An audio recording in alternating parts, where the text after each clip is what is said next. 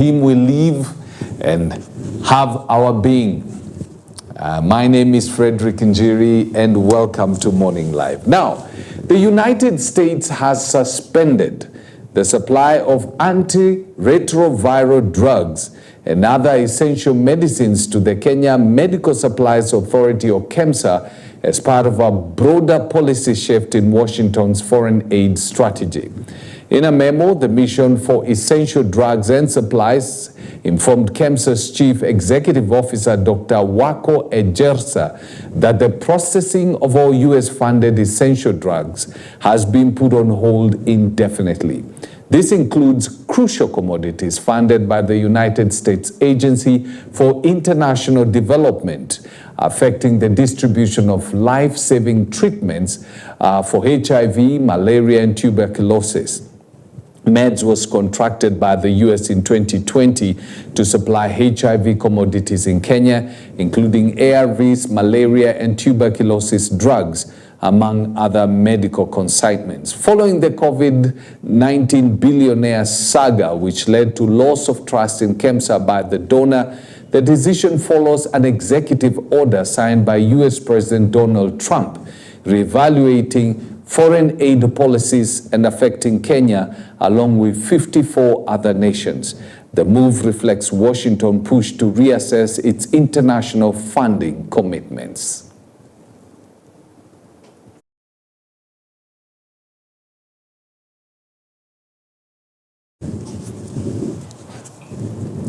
Now, you see, that's the consequences of what one person does, and it affects an entire country. Now, because some selfish people during the COVID-19 acted and, did a lot of corruption at KEMSA, now the entire country is suffering, is paying for their sins, in the sense that people living with HIV and AIDS, tuberculosis, will have a challenge, because now it's not being funded the way it was. And it's simply because of a few individuals. And that's the reason why the government really needs to crack hard on this thing called corruption, because the people who did this are driving BMWs, they're driving Range Rovers in town, and have now cast the entire country and people living with HIV and AIDS and tuberculosis into a dark cloud. It's very, very unfortunate.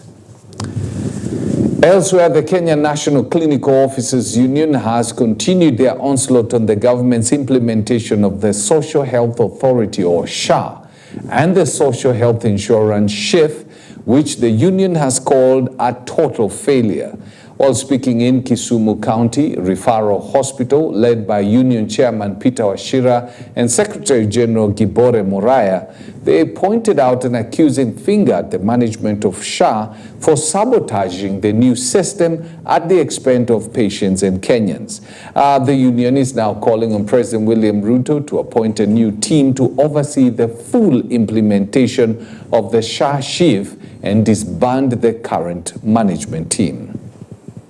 Solidarity forever, for the union makes us strong. Really concerned that the agreement between SHA and our teams, that is the COC and the Ministry of Health, is not bearing any fruit. We are really concerned that up to now our members are not able to do pre-authorization for SHA. Is that the problem with the Social Health Authority is the secretariat, the management of the Social Health Authority. It's not the law, it's not the other things, it is the management. And that is why we continue to call for the disbandment of the management of Social Health Authority, and we bring in Kenyans. We have many Kenyans who are intelligent enough and who have the goodwill and who understand that the Social Health Authority is supposed to facilitate that we can be able to achieve the universal health coverage. Deliberately, the government have chosen to work with a system that continues systematically to fail. Every time on Friday, Thursday, there is several facilities that you cannot seek services. And those are deliberate issues, and issues which are administrative and need to be sorted and not to be repeated. But since last year, last year October, when we rolled out this SHA, we have continued to actually appreciate, see this problem repeatedly.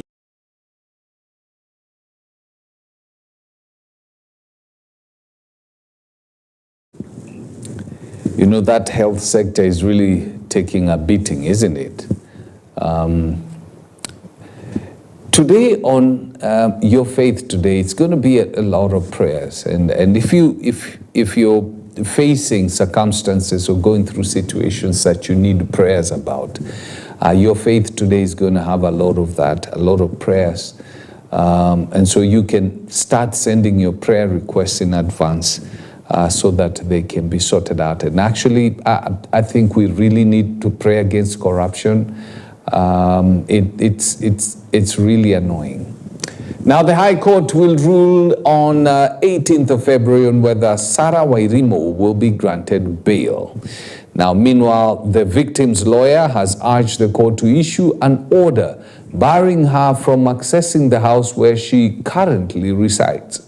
The prosecution argues that if released, Wairimu, who is charged with the murder of Tom Cohen, may interfere with witnesses. However, the defense have objected to the application by the prosecution, saying that there is no evidence to show that if released on bail, she will interfere with the witnesses. And we have explained. Our submission, Your Honor, is that at this stage, it will be prejudicial. In any event, because they are protected witnesses, these proceedings must take place in camera.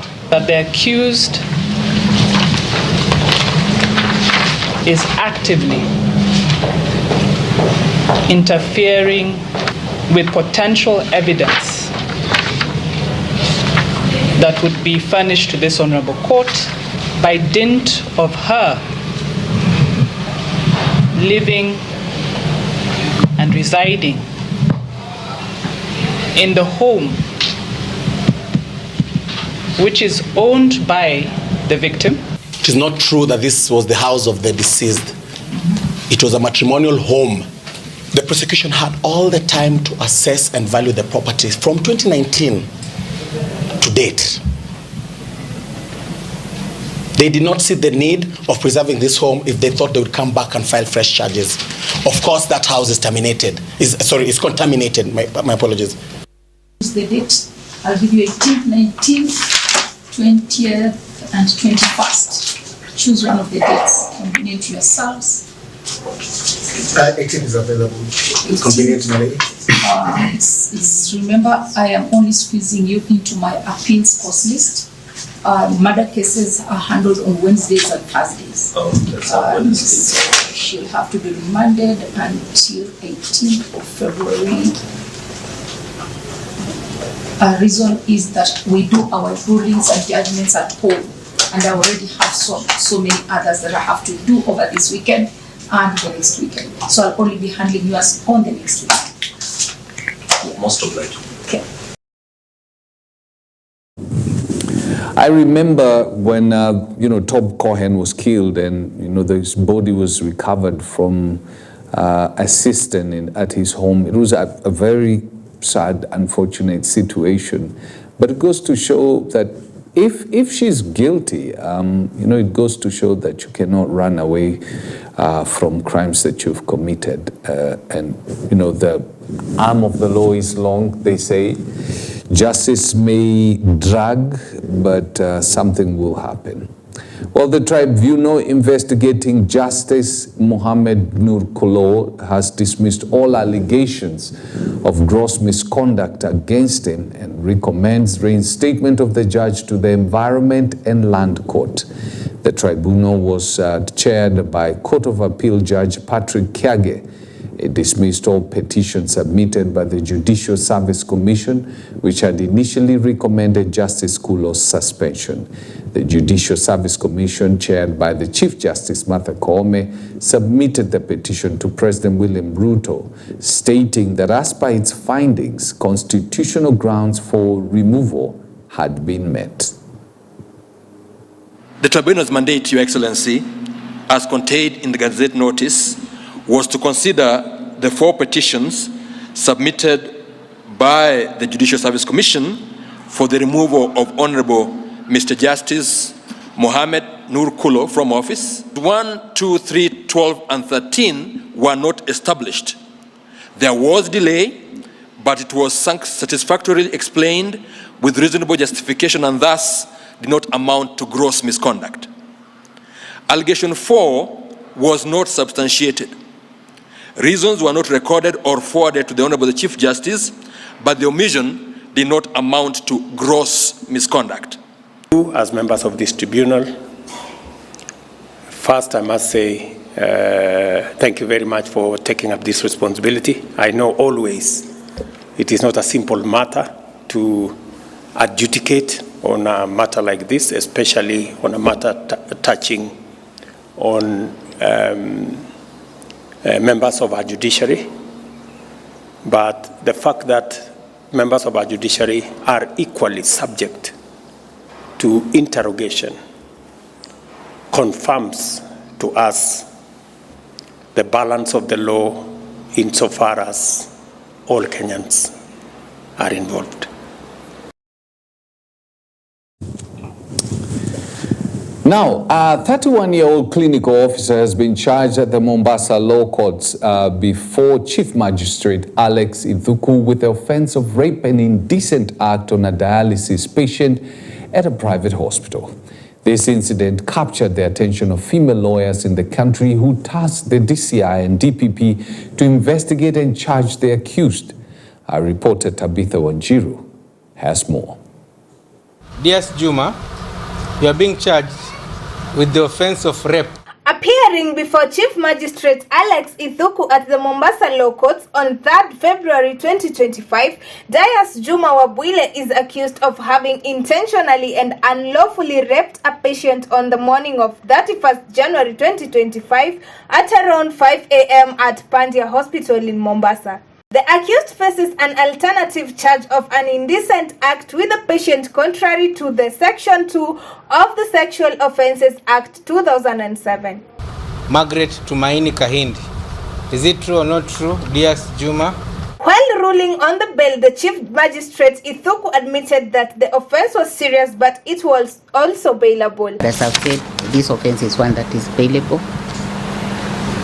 And considering the law and circumstances of the case, I will admit the accused person to a bond of Kenya shillings 500,000 with one surety of similar amount.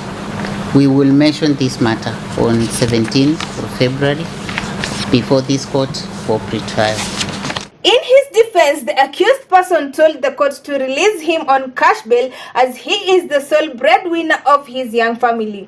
This had been opposed by the prosecution counsel Martin Mbote, who instead wanted a probation report from the probation officer before the magistrate could rule on bail terms. Meanwhile, the Federation of Women Lawyers FIDA condemned the heinous sexual act on the dialysis patient. The FIDA Coast representative advocate Jane Onyango said that the act violates medical ethics, criminal law, and fundamental rights of patients to safety and dignity. FIDA Kenya, we are disturbed that senior Pandya Memorial Hospital staff repeatedly ignored the survivors' reports of the doctor's conduct. Their failure to intervene not only enabled the crime to continue, but also showed the hospital's systemic failure to protect patients from sexual violence.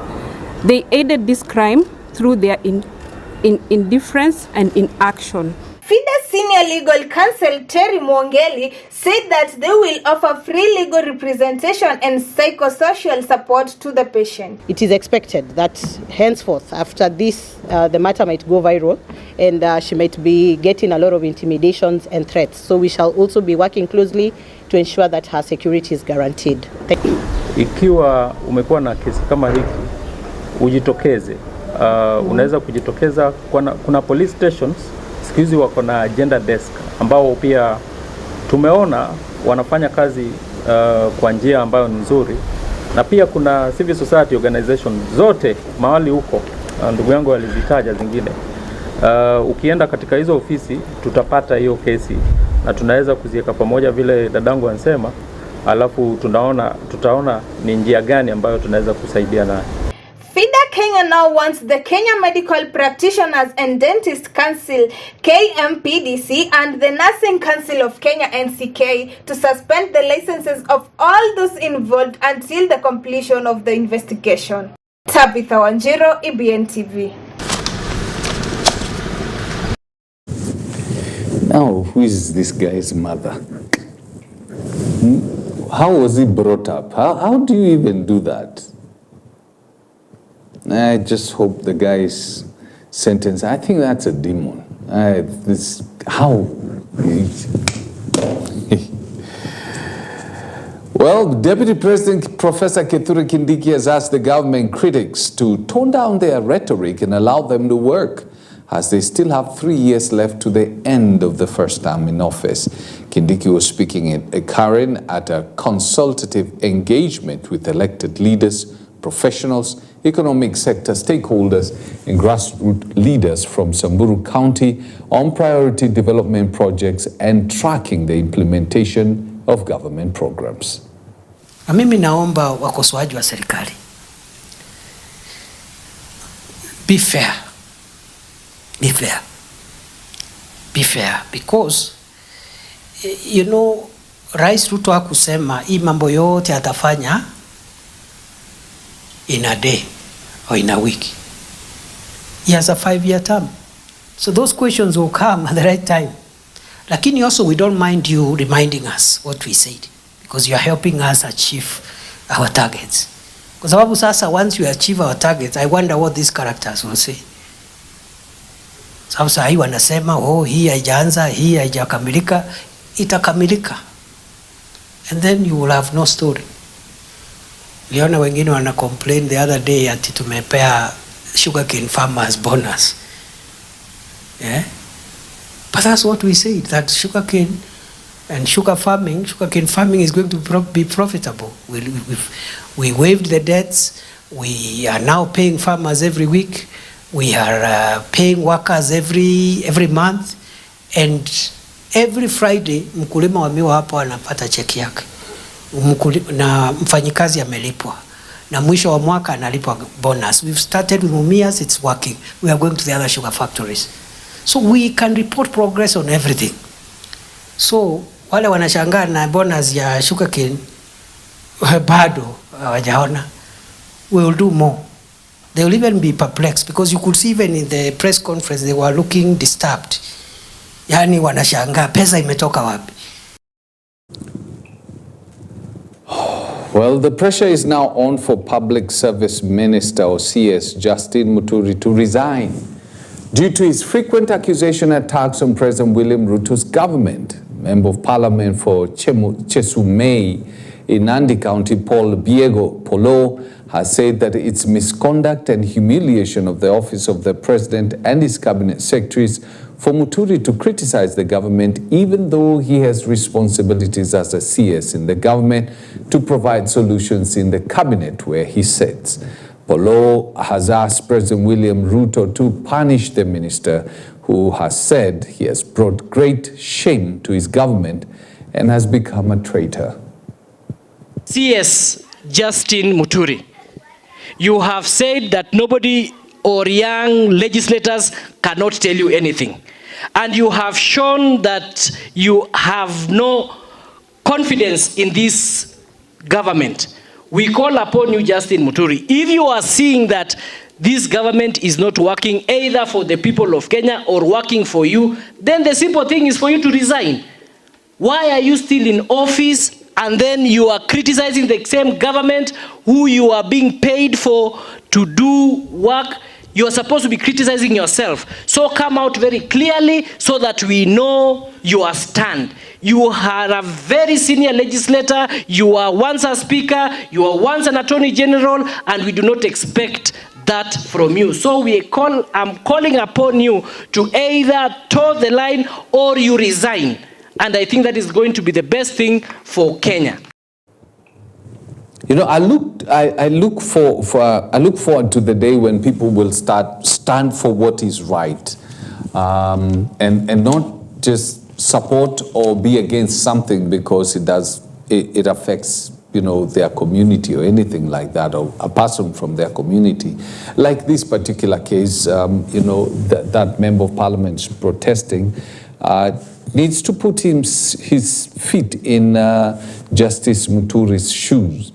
At the same time, this other case, it's a member of parliament for Boori constituency, Rindikiri Mugambi, who comes basically from where Justice Martha Koome comes from, says that the sustained attacks against the Chief Justice from a section of lawyers who wanted to resign from office is unjustified. Mugambi has questioned why the attacks are aimed at individuals instead of the whole judiciary.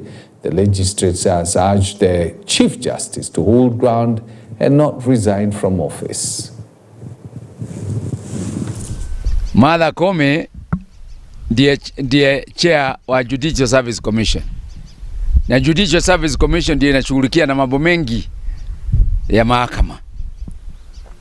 Sasa mbona mnasema Martha Koome aende? Mbona usemi Judicial Service Commission yote ibunjwe? Mbona mutaki kusema hiyo Judicial Service Commission ichunguse hayo maneno? Kama wewe ukiwa wakili, kama wewe ukiwa mtu binafsi, jambo likitokea ni jukumu lako kwenda kuleta evidence ya kuonyesha huyo jaji ni corrupt. Wale wanataka kuingiza siasa ati Martha Koome aende, mimi nasema Martha Koome usiende na kuna pahali unaenda.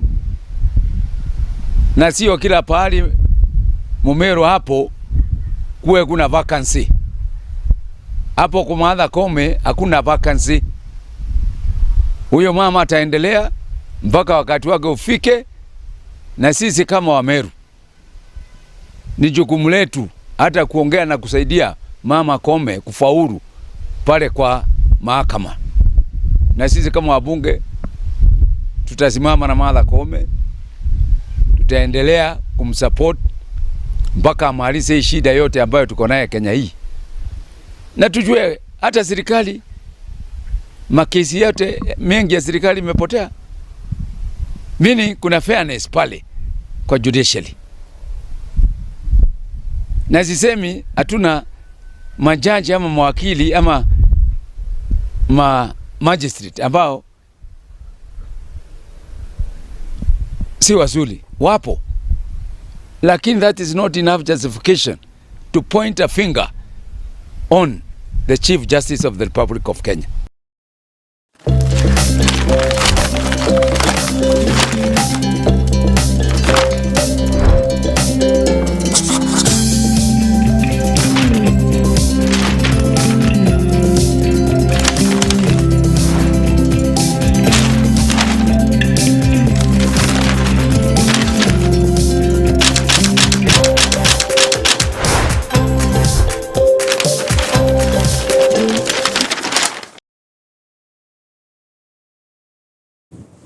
Okay, ni wakati wa kuangalia magarseti.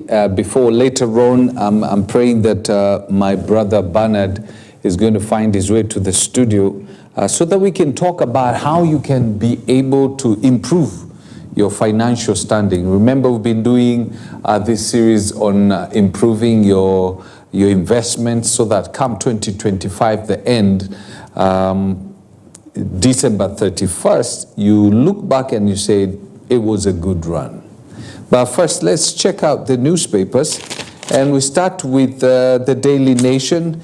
And the headlines scream out, inside Ruto's policy U-turns. And then it starts, some of the setbacks, states resorts to help to release upkeep cash to students to avert a crisis after new funding model was blocked by the courts.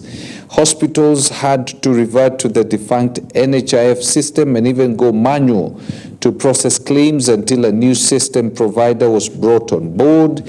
E-Citizen officials have struggled to enforce the single payment platform for government services because of delays to verify payment.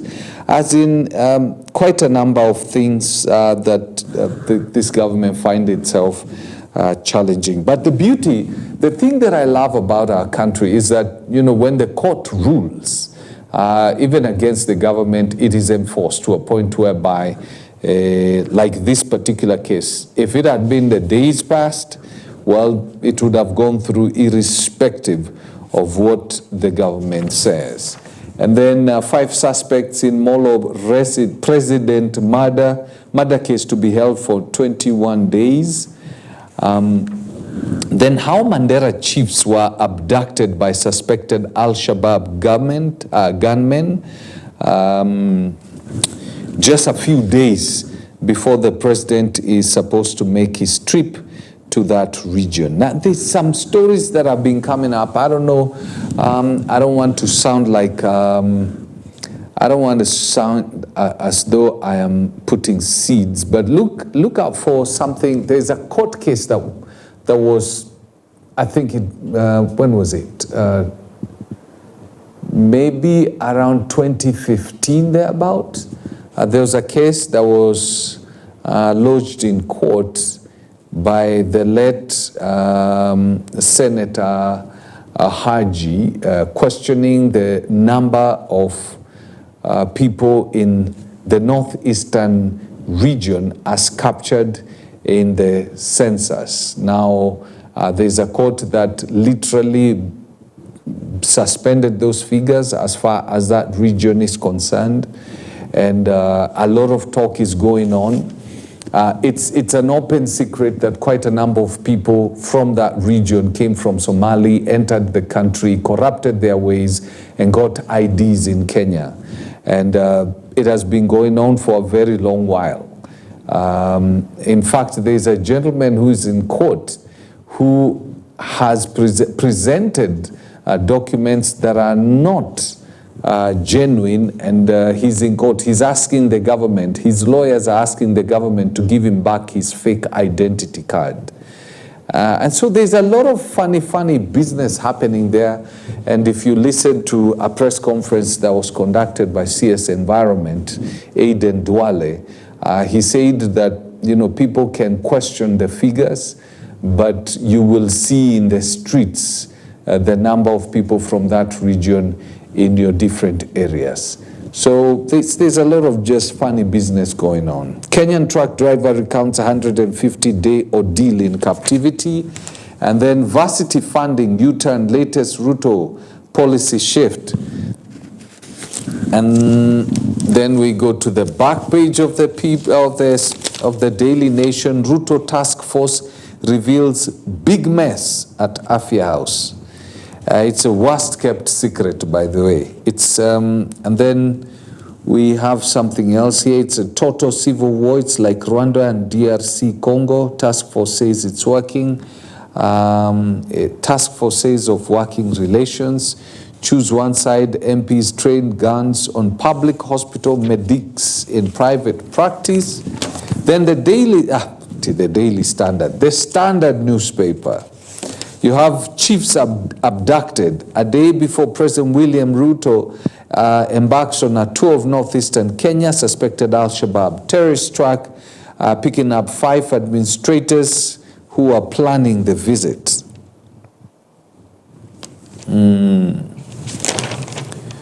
Then you got editing the future, era of designer babies coming. Then Ruto launches Northern Kenya charm offensive in 4 counties. Shabab kidnapped 5 chiefs ahead of president's visit. Now, as the president goes to the northeastern part of the country, one thing you're going to definitely hear is about their numbers, statistics, how many they are, and they're going to protest about what was captured in the census. Ruto's cabinet dilemma: could Kivuti be the man to replace Muturi? And then Cohen murder probe, why the state wants widow behind bars. Then the back page of this, the Standard, it helps to walk away sometimes. What is it about? Rashford's divorce with Manchester United didn't come as a surprise to many. Marcus' drop-off in form and fallout with his boyhood club has been dramatic. And then we got the Star newspaper. Why 2025 promises political fireworks. And then you have the picture of the 4 presidential candidates that have already come out and declared. You have obviously President William Ruto, and then former Interior CS Fred Matiang'i, and then you have Wiper leader Kalonzo Musyoka and Busia Senator Okia Omtata. And then on page 2, let's pray. Machakos Deputy Governor seeks God for his people. Then page 3, I almost sued Uhuru but chose forgiveness. Justice Ongeri among 14 that former president declined to appoint with no explanation, saying they had integrity issues that had not been resolved. Then on the page 6 of the Star, Gachagua allies targeted in radical parliament purge. That is expected. Then on the back page, Karan to use Safari as a build-up for Africa show. Karan and Navigator Khan target both Safari Rally and ARC title this year. All right, that's how the dailies look like. In a couple of minutes, I hope my guest Bernard is here. We're going to be looking at the financial situation in your life. So let's take a short break.